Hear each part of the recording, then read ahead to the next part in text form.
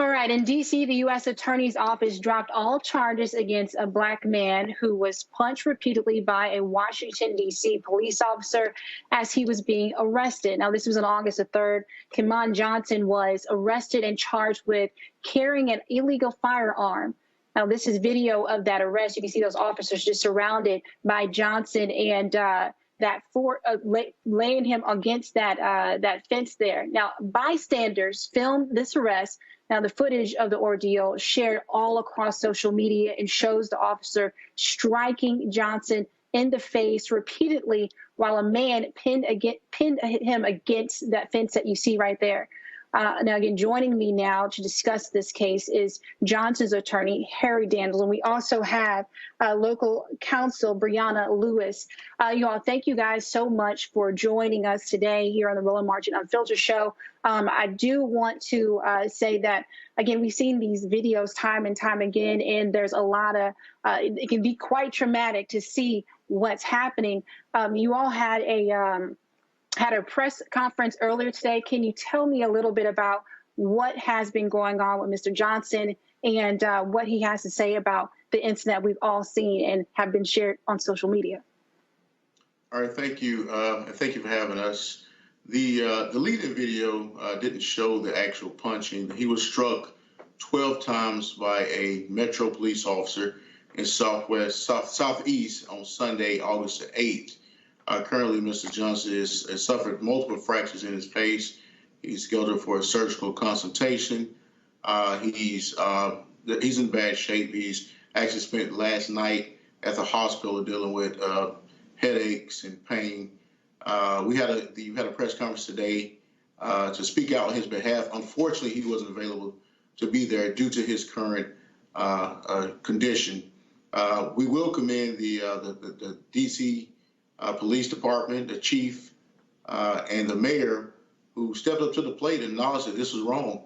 Mr. Johnson was struck multiple times. He wasn't combative by any means, and the officer struck him about 9 times once he was pushed up against a fence. This is completely unacceptable. We're here in the District of Columbia, where it's supposed to be the symbol of democracy here, where the Constitution of the United States, the actual document lays, and then we have Metro officers that's absolutely, completely disregarding Mr. Johnson's rights, Constitution, civil rights.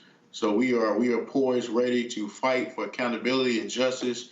And let me be very clear: we want those officers terminated and prosecuted. Make no mistake about it: terminated and prosecuted. Because if it was you or I, we would be up under the jail right now. Absolutely, Attorney Daniels. So I saw the video. I saw Mr. Johnson, what happened, and also a picture of his face. His eye was swollen. A lot has happened to him. Again, as I mentioned before, it was a traumatic incident. One of the questions I want to ask, just in this situation, and we see time and time again, innocent bystanders were the folks who had this camera, had their phones out and was recording this altercation or this instance. What about the body cameras? I know that was there any video of the officers who had body cameras in this instance of showing what happened? Yes, there is body cam video. In fact, Metropolitan Police Department officers are required to wear body cams. That was some legislation that was implemented just several years ago, just based on the tide of the country and making sure that officers are being accountable and that civilians do have access to that information if it's necessary in such circumstances like this one. And again, Brianna, you are a local council member? Yes, my name is Dionna Maria Lewis, and I'm local counsel with the district legal. Thank you. And I wanted to ask, one of the questions here is that we talk a lot about police reform and things happening, and that happens on the local level. What can people do as far as getting engaged on this local level to stop things like that from happening? I remember watching the police chief saying that this is not how we teach our officers to apprehend or arrest someone. This is over taking one gun off the street, but it resulted in a man getting brutally battered, and it could have potentially been, at some point, it could have been deadly.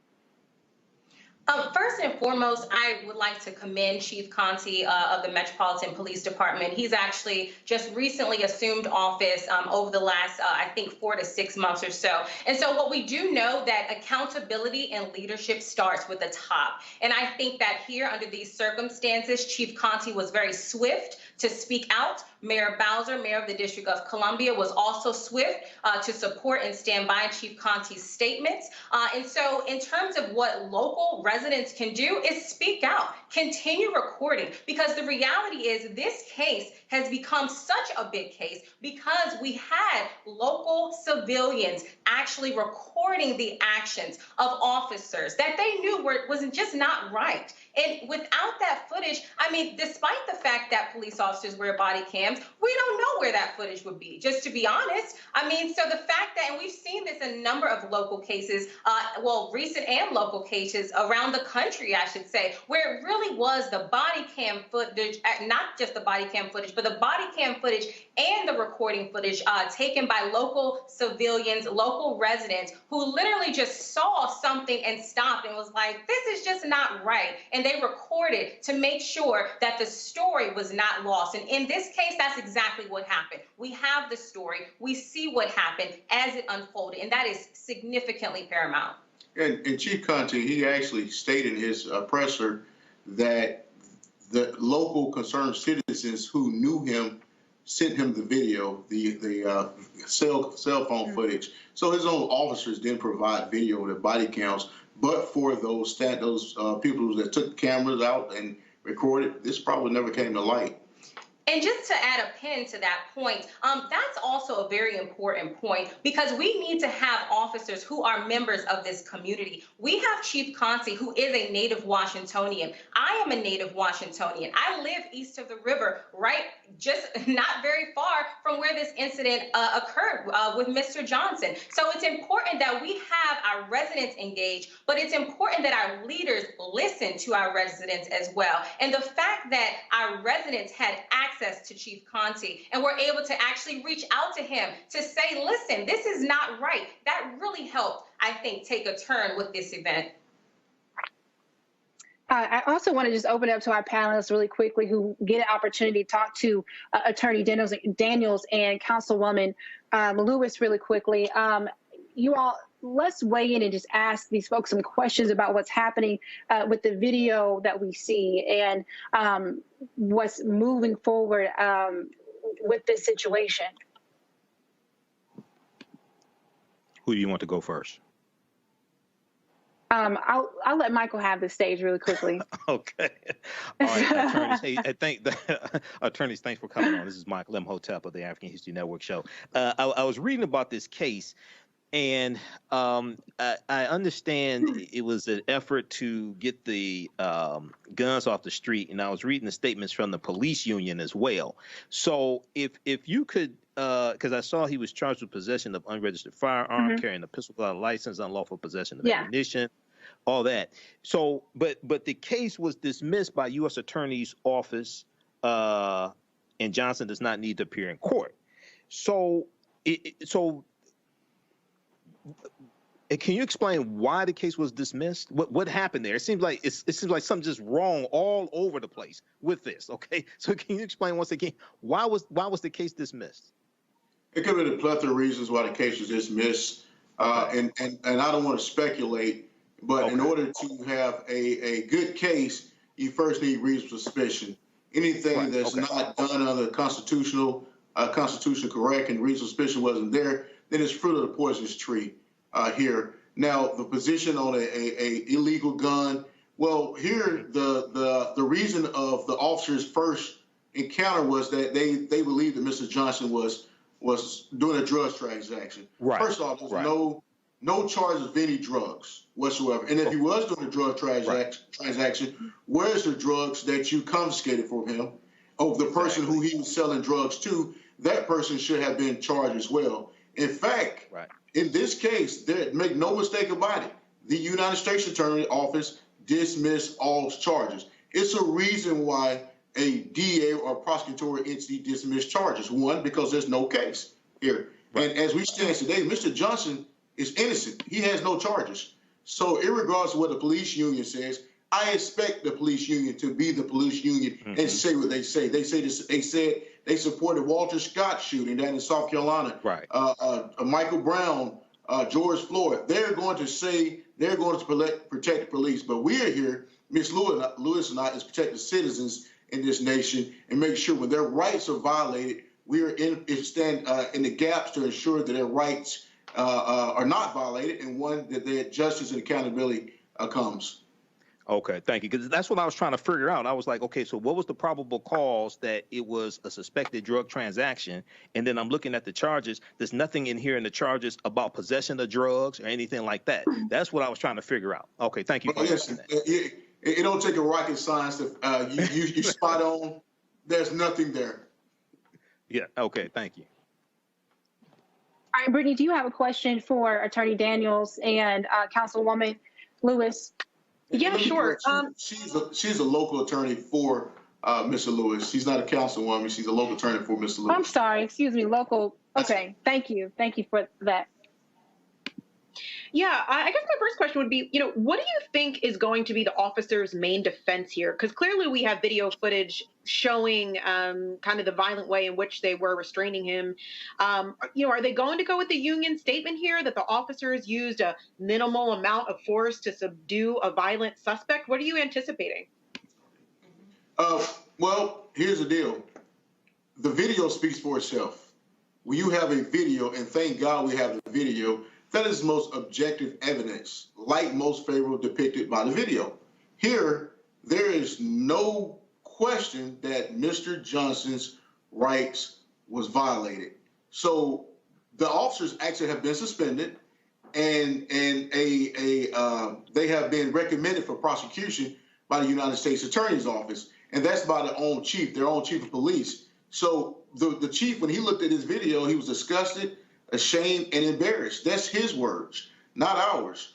And it was completely inconsistent with any training. I used to be law enforcement myself. Nowhere in our academy of training that we were taught to arrest a suspect by beating him. So I don't believe it's defensible whatsoever. I'll be shocked if, I'm sure they'll come up with something, as a civil rights lawyer, but the video speaks for itself. And I'm going to let Ms. Lewis add on to it. And also, I just want to clarify a point.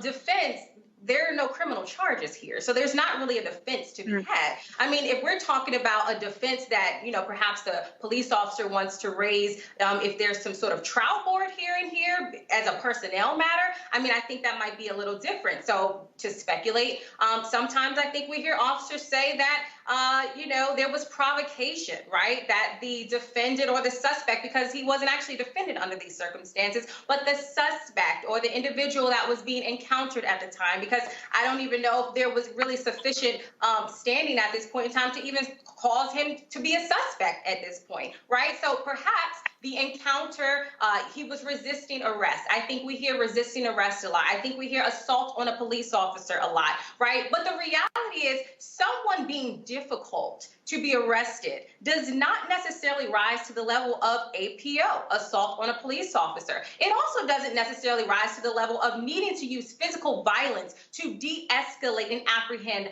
even if it is a suspect, right? I think that we've seen numerous times, there's so many videos floating around social media. As a DC resident, I vividly recall the January 6th attack on our Capitol, my home, where there were literally suspects who were able to just seamlessly be walked out of the Capitol building premises after there was an attack on my home Capitol. So I don't really know, quite frankly, what defense they will come up with, but I think, as Attorney Daniels said, the evidence, the video speaks for itself. I don't think that there's anything here that rises to the level of provocation. I think at the press conference earlier today, there were some individuals asking about, well, wasn't there a ghost gun found?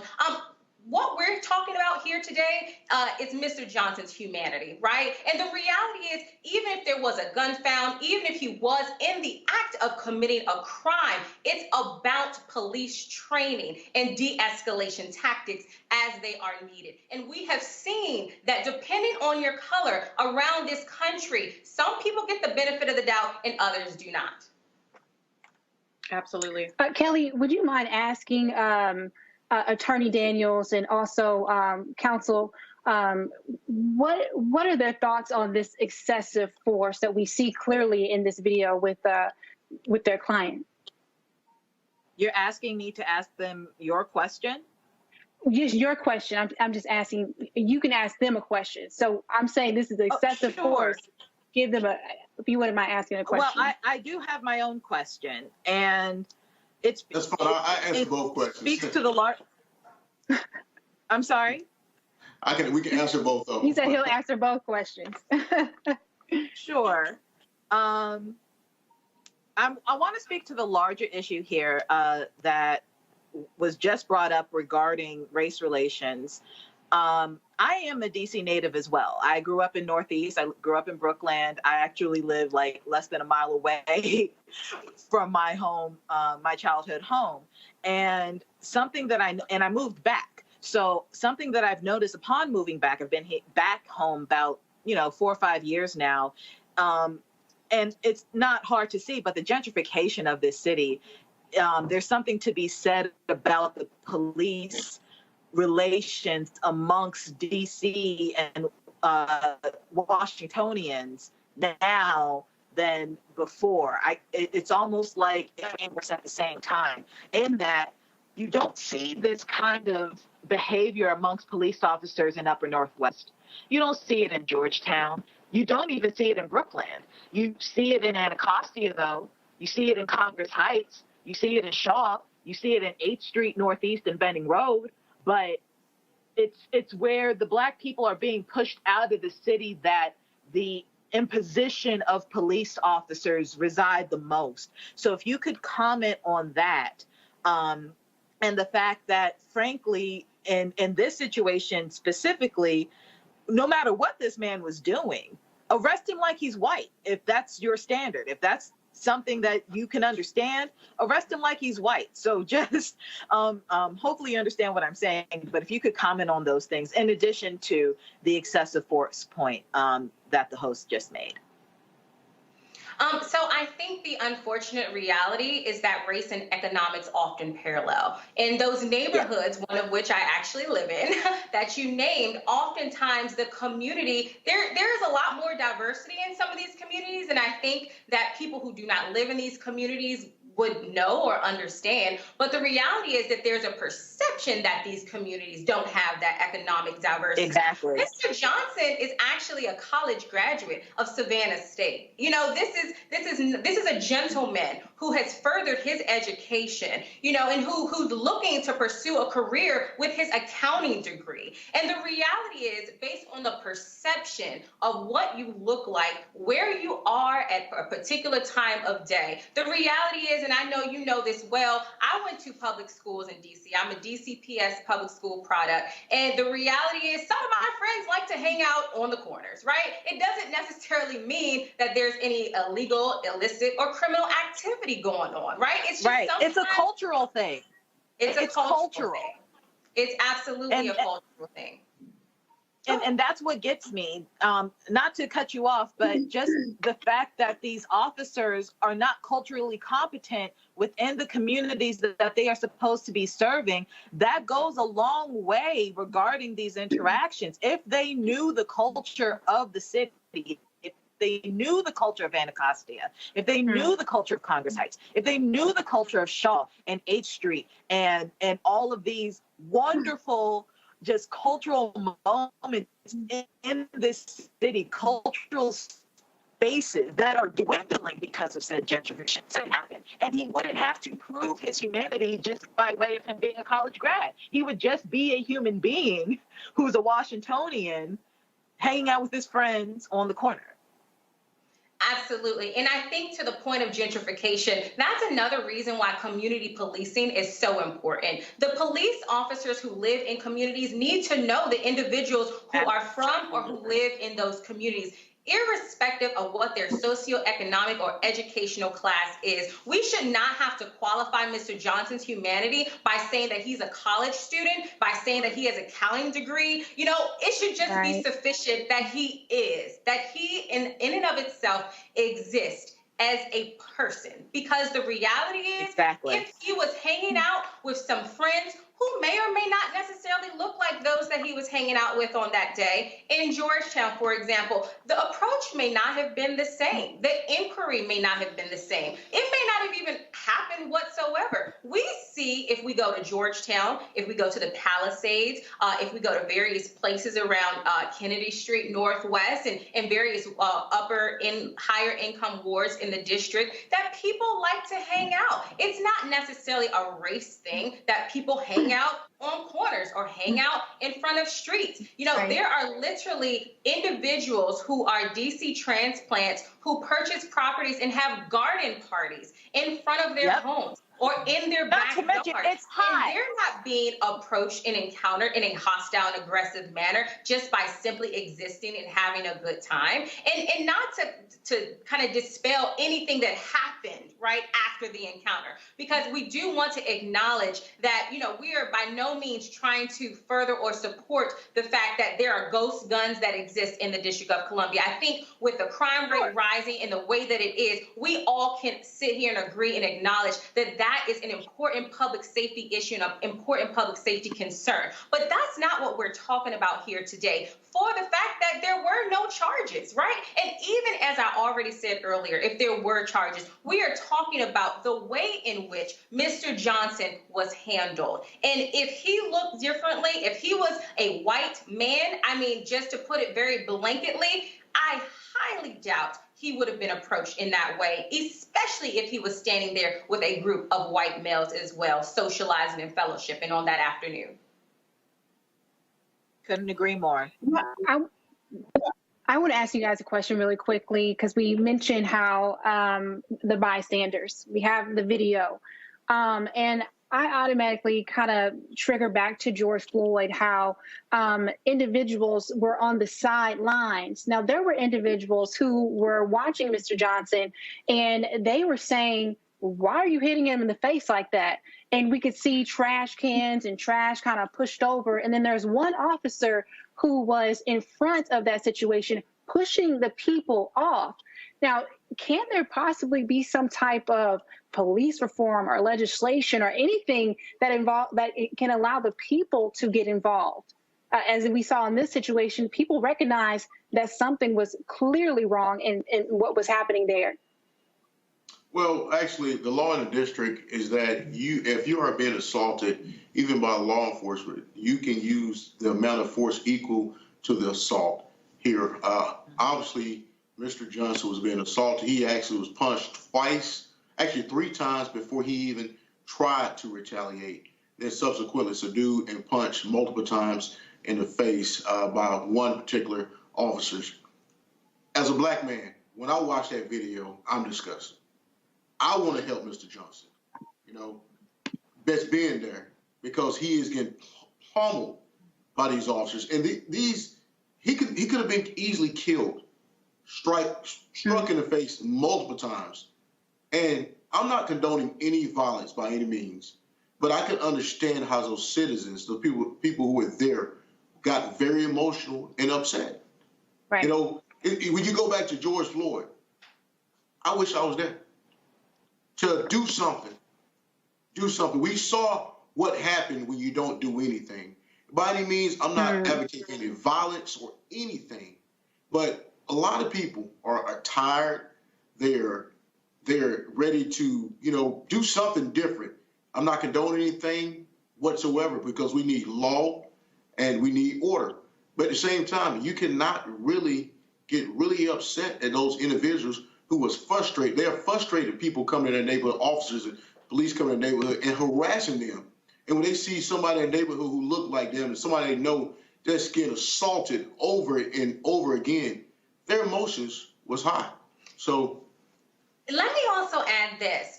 One thing about policing in the District of Columbia and those individuals who are perhaps over-policed in the District of Columbia, they recognize police officers, right? I mentioned community policing, but the same is true that when you have police officers who do overly police in certain jurisdictions, in certain neighborhoods, they become familiar with one another, not to be confused with friendly with one another. They become familiar. And so by virtue of them being able to recognize those officers. They know if they've had, past patterns and practices of harassment. They know if a particular officer has had another encounter that perhaps was not filmed and was not recorded or was not reported to the Office of Police Complaints for their behavior and conduct. Some of this activity that individuals in these various over-policed neighborhoods is commonplace. And I think that is why you see so much rage and anger by the bystanders in those videos, because people are tired. I think people in the District of Columbia are not just tired. I think people around the country are tired. And that is why in the year 2020 and throughout, we saw the defund the police movement all across various cities and states, because people are literally crying out for help. People of all hues, colors, backgrounds, ethnicities, they are trying to figure out, why can't we all just be treated equitably? And for that, it's not just Black people who are angry. Everyone is getting angry, because we are starting now to see that it's not just Black and brown civilians who can potentially be over-policed in this way and who could potentially be, assaulted in this way. We are now starting to hear and more stories of diverse individuals who do not identify as in the Black or brown communities as having these egregious and sometimes deadly encounters with police officers. Brittany, would you mind asking Attorney Daniels and Ms. Lewis a question? Yeah, so I mean, my question really is, what next steps can we take? We, as the Black community and the brown community, we've been dealing with police brutality since the formation of policing, right? Which was essentially to police us as commodity. We've gone through reforms, we've protested, we've added body cams. It certainly hasn't done anything really to change the realities in terms of we are still run the risk every time we step outside of our house of being assaulted. So what more can we do? It's frustrating, right? Because as you just identified a full list of things we are currently doing, it's almost like ad nauseum. We're trying to do everything that we can possibly do, and it still seems to not be enough. I think the reality, as I said earlier, is leadership starts with the top. And we have to, and the leaders at the top of these police departments, regardless if you're in DC or Timbuktu, they have to understand and step out and lead and say, this is unacceptable. And they have to offer the appropriate repercussions when these out of characteristic, outside of training, outside of the scope of training, behaviors and conducts occur that these leaders are alerted to. In terms of what civilians can do, I think you have to keep doing what you keep doing, right? I think this is a situation, unfortunately, where you have to document and memorialize. Having recordings is paramount. I know it is tiring. I know you get tired of seeing on the news another Black man being harassed or violated or killed by a police officer, but it is because of these events, ever since Ferguson, I would say, that the tide is starting to slowly change. So keep on keeping on. Absolutely. And she said, do what you have to do, folks. I have my phone, press record. Let that be that documentation that you have. That way, you're able to have an extra set of eyes. Because as we know, sometimes the stories don't always add up from what law enforcement relay back to the affidavit that we read, but we can all see it for our eyes that what happened to Mr. Johnson was, again, very excessive. And there was no crime there other than having that illegal firearm, but he could have been apprehended a much different way. I just want to thank our Attorney Daniels for joining us. Ms. Lewis, thank you so much. Do you guys have any closing statements that you want to just share with our audience about what happened to Mr. Johnson? Because this can happen to anyone.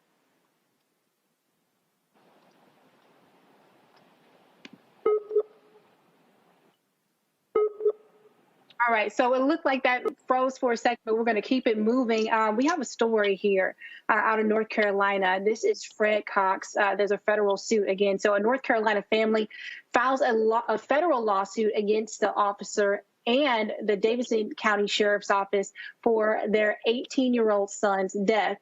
Take a look at this video. Roland spoke to Fred Cox's parents back in April. Last November, Cox was shot and killed by a deputy, Michael Shane Hill, at a funeral service. My baby's body laid inside the church. Jr.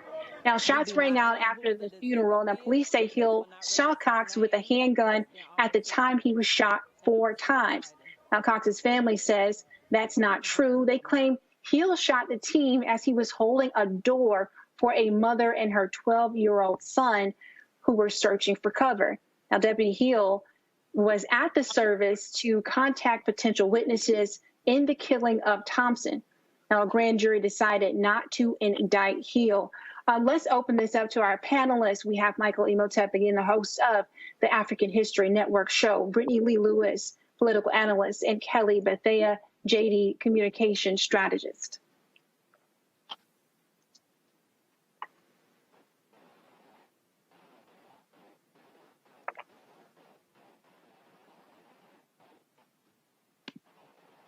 Who would you like to go Brittany, let's talk about just Mr. Cox's case. I mean, he's an 18-year-old who was shot and killed at this funeral. And I know, I remember the attorney for this family is Benjamin Crump. And he was saying that, or excuse me, I'm sorry about that. I'm sorry, Brittany. Let's open it up to you for a second and just talk about this situation. Yeah, sure. I mean, per usual, it's unfortunate. I want to say I'm surprised, but I'm never surprised with these types of cases. Our bodies are seen as threats, and I feel like it is commonplace for officers to shoot first and to ask questions later. There's so many unanswered questions here. One of the things that I wish would really happen, and I do think would make a difference, is if we start holding these people, these police officers who are murdering members in our community, directly responsible for the payouts that have to happen. It frustrates me even more beyond losing another Black body to these type of situations. But we as taxpayers should not have to fund their racism, their poor judgment, and their mistakes. And I think if that was the case, we would see a lot less of this. And really quickly, for our panelists, we're going to hold on really quickly. I want to bring Attorney Daniels back and Ms. Lewis to comment on this as well. You mentioned that police have a relationship with individuals who are in these communities. And when we say relationships, we use that term that is not necessarily a cordial relationship, but they're familiar. Now, this individual, this law enforcement officer, was at the funeral investigating what happened. So there is some type of relationship that they know by the request of the family he was there. But then when the shots happened, for Mr. Cox to be shot when this happens, I just want to talk about that relationship with law enforcement. So again, I'm sorry, let me just rephrase that question for you for a little bit more clarity. So the officer who was there at the funeral, he was there by request of the family because he's investigating the crime. Right. So when the shots happened, there was allegedly a drive-by shooting in the area. That's when all pandemonium broke out. And it seems as if the officer had a difficulty deciding what was an immediate threat and what wasn't, and when Mr. Cox was being approached. Right. I'm actually very familiar with that case. I actually met Fred Cox's mother she actually came and supported the Andrew Brown family in Elizabeth City, North Carolina, where Ben Crump and I are co-counsel on that case. And I actually talked to Ben yesterday about Fred Cox's case, and I read the complaint, so I'm very familiar with the facts in the case. And obviously, the investigator was there. One thing that the investigators at the funeral the whole entire time, after the repast service, Mr. Cox was actually outside inside his car in an air conditioner, and on the other side of the church, it was some type of drive-by gunfire. Mr. Cox actually tried to get a mother and her child in the church, in the backside of the church, while Mr. Cox was had his open the door, had his arm up in the air, not in the air, but over, holding the door open. The mom and the child went under his arm. The investigators opened fire There's no weapon found, no gun. He actually shot Mr. Cox, I think 4 times, once to the neck, shoulder, hip, and actually shot the child as well. No justification whatsoever. He just started shooting anybody who came in the church. And he actually knew Mr. Cox was there. So he had familiarity with Mr. Cox being at the funeral. Mr. Cox, at no time, he actually was there. He was a volunteer pallbearer for the deceased for the funeral. So the officer already knew that Mr. Cox was not a threat, but he just started shooting. And that's that type of relationship where they're not familiar with the community. You know, this guy been at the funeral the whole time. You just open fire, and Mr. Cox ended up deceased. So I'm very familiar with the case. I met his family, great family. Ben and I talked about this case yesterday. So that's another case where in North Carolina where complete disregard, and let's be blunt, let's be honest. Black guys are out there shooting. The first black guy you see, you're going to shoot him. That's what happened. Right. And with this situation, I was reading this story, and we mentioned affidavits. Sometimes that doesn't always line up with what actually happens. But the mother of that child also has a legal representation and said there's no way that Cox could have had a gun while he was opening up that door. And they have to say this for themselves to prove he's innocent. And he no longer can speak for himself because, unfortunately, he's passed away now. But if I'm not mistaken, I believe I read the report that the SBI State Bureau investigation in North Carolina concluded that Mr. Cox did not have a gun.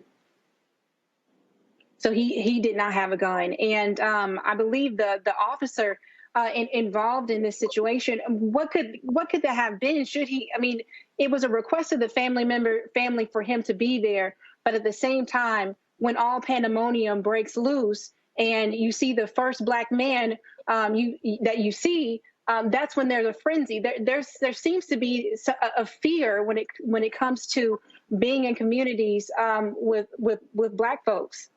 Well, as myself, former law enforcement, and doing these type of cases, use of excessive force and rough death cases, I stated I'm one of the attorneys in the Andrew Brown case. We do cases all over. And I actually been on Roland talking about Mr. Brown case. Do cases all over the nations. When you look at these cases, you're talking about reasonableness, objective reasonableness at the time and in the officer's eyes and what he saw. Well, there's no reason for an officer that's open fire on somebody just opening the door. We are trained to assess the situation and see before the decision is made. Just because the door was opening doesn't mean that an assailant who was outside shooting was coming in the church. And it was no reasonableness whatsoever. Like I said, Mr. Cox, he was a hero. He saved the child and the mother from crossfire outside the church. He didn't expect to come in the church, come into the house of the Lord with safety to get killed as he was trying to bring people in the church. And the reasonableness, objective reasonableness, I don't believe this cop have any leg to stand on whatsoever. It was completely unreasonable, substantial, reckless in what he engaged in. He was on duty as an investigator. He was invited there to the funeral to speak to possible witnesses who he was trying to track down, and hopefully they would be at the funeral. And he ended up shooting and killing a complete innocent man. And justice was Fred Cox. I know Ben and the other attorneys on it, they're going to work very hard to get justice for his family. The district attorney, he presented the case to a grand jury. Unfortunately, they came back with a no bill, but at least the grand jury attempted to try to get an indictment. To say a lot of other DAs don't even bring it to the grand jury. So it's a long way, a long road to go, but they're going to get justice for Mr. Cox and his family. All right, I want our panelists to weigh in on this as well. Michael, we'll just start with you because I know you got some good questions to ask Attorney Daniels and also Ms. Lewis.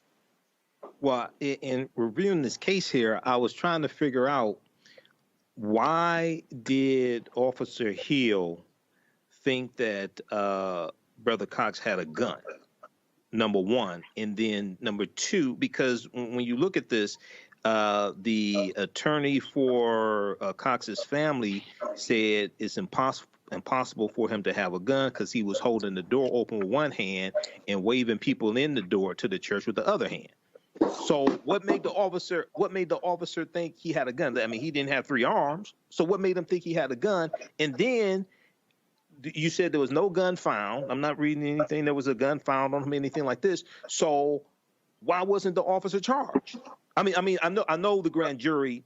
You said no true bill, but wait a second. You just killed somebody who was innocent, and you said you thought they had a gun, and they didn't have a gun. It's not like they had a cell phone in their hand and it looked like a gun. Right. I'm missing something here. So I think this is kind of a two-part issue and a two-part question, right? I think first and foremost, I think historically we have seen that Black people, just by virtue of the color of their skin, are not giving the benefit of the doubt. And that, for whatever reason, there is more fear against darker skin than lighter skin. I think that's just what we've seen, and that's called implicit bias. And so you ask, why was it essentially this fear-mongering? And it's because of the color of his skin. I think that just for whatever reason, Black people just seem to be more scary to certain people and certain populations. And unfortunately, there's an implicit bias that permeates some law enforcement departments that recognizes unconsciously that implicit bias, but they do not at the time of action understand how to unpack it. And therefore, they result in egregious conduct. So to the second part of your question is, why was there no bill returned? And perhaps that's because at the time, based on the evidence that was presented to the grand jury, it was found that the officer's impression or state of mind at the time that he took the action, there was no intent, there was no legal mens rea to rise to the level that would create a criminal crime to be charged against the officer. And so really you have to understand what occurs at the grand jury. And at the grand jury level, it's a one-sided presentation of evidence. And the reality is officers, they do live and they live through and they have a very dangerous job. And you have to there's a level, I think, of sympathy that some grand jurors have to police officers and law enforcement in general, just by virtue of the fact that they are in a very dangerous profession. And some grand juries are a little hesitant and reluctant to make and bring charges against or find charges against a law enforcement officer if at the time, despite the implicit bias here, right, and despite the fact that it seemed to be a motivation of racial animus, but at the time you have to think, was the intent to kill? And that seems that the grand jury did not find that. Okay, thank you. I want to give Kelly and then Brittany an opportunity to talk. Kelly, would you mind just asking a question to our experts? Sure.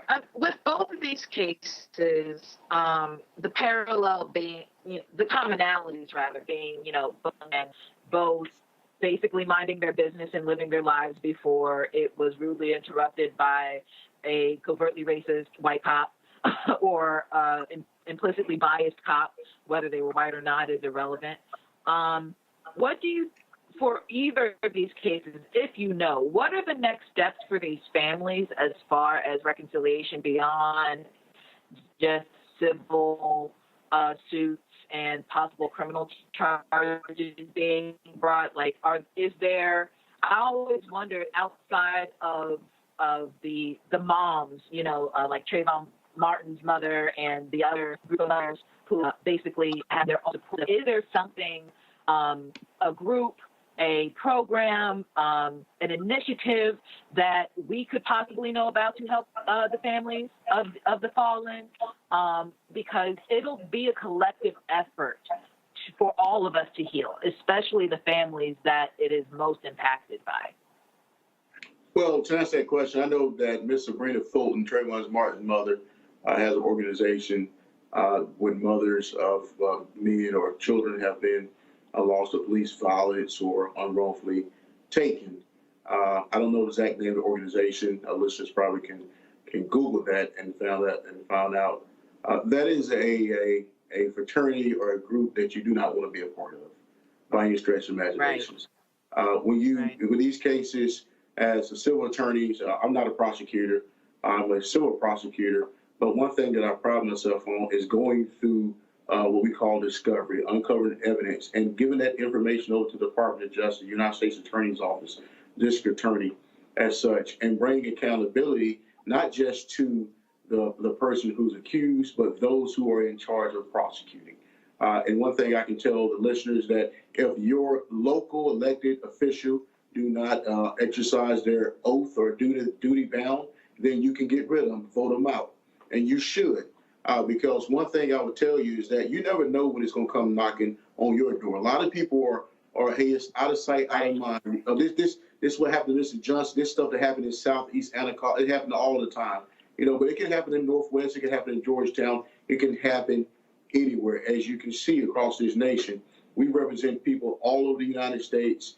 And the first thing, a lot of times, where clients that we retain our services, I thought this could never happen to me. I thought this could never happen to me. It can happen to anybody. And redress, one thing, we go into court and yeah, they seek monetary damages, especially in this situation. Mr. Cox his mom never see him get married or have a child. Those things are very painful, hurtful. And no matter money, I guarantee you, and I met Fred Cox's mother, you could not give her every dollar in the world.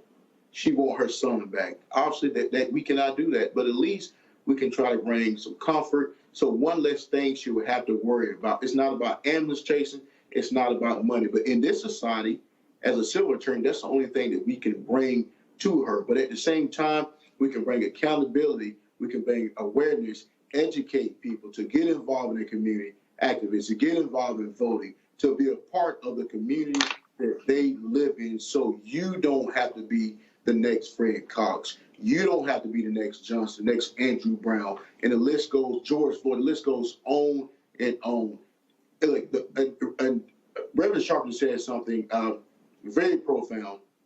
One of the hardest things for him to do, one of the most difficult things that he's have to do in his profession as being a reverend and a preacher is give a eulogy for a Negro who had an opportunity to do something and did nothing. That is very profound and very true. It's a saying, see something, say something, do something. Say something, absolutely. Folks, back to that Roland Martin Unfiltered video in just one moment. Seek.com, we are partnering with them, of course. We appreciate their support right here on Roland Martin Unfiltered.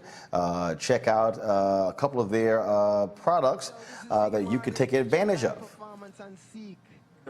And you're watching us on Seek. What's going on? This Quavo Huncho, but right now you in the Huncho's world. Please let the music play.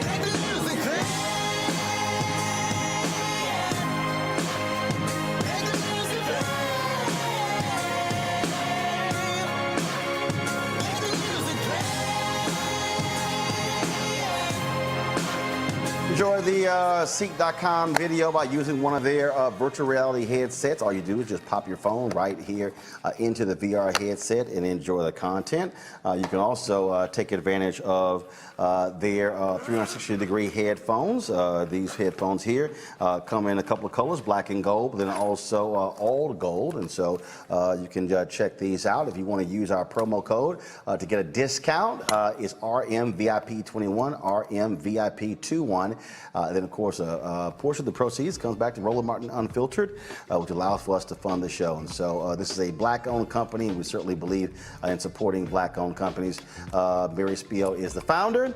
And so, again, go to Seek.com and use the promo code RMVIP21.